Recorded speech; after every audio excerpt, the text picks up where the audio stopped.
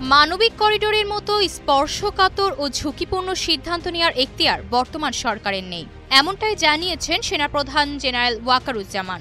শুধু একটি নির্বাচিত রাজনৈতিক সরকারই যথাযথ পদ্ধতি অনুসরণপূর্বক এরূপ সিদ্ধান্ত নিতে পারে। করিডোরের ব্যাপারে জাতীয় স্বার্থ দেখতে হবে, রোহিঙ্গাদের ফেরত যাওয়ার বিষয়ও এখানে যুক্ত রয়েছে।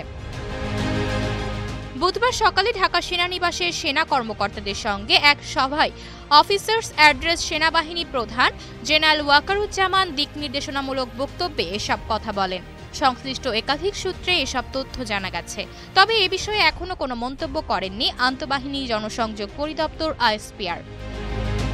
সেনাপ্রধান বলেন, ৫ আগস্টের পর হতে আজ পর্যন্ত দেশের সার্বিক পরিস্থিতি স্থিতিশীল রাখতে সেনাবাহিনীর অক্লান্ত ও নিঃস্বার্থ ভূমিকার সত্ত্বেও বিভিন্ন মহল হতে সেনাবাহিনী ও সেনাপ্রধানকে টার্গেট করা হচ্ছে।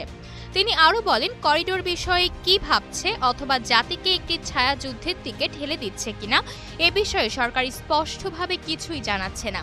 অনুষ্ঠানের পরের অংশে এক অফিসারের প্রশ্নের উত্তরে সেনাপ্রধান স্পষ্টভাবে বলেন, কোনো করিডোর দেয়া যাবে না। যথাশীঘ্রই সম্ভব একটি গ্রহণযোগ্য নির্বাচনের মাধ্যমে রাজনৈতিক সরকারের কাছে ক্ষমতা হস্তান্তরের প্রয়োজনীয়তা রয়েছে বলে তিনি উল্লেখ করেন।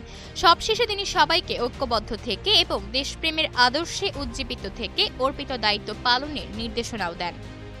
আয়েশা অর্থী, নিউজ ডেস্ক, গ্লোবাল টেলিভিশন।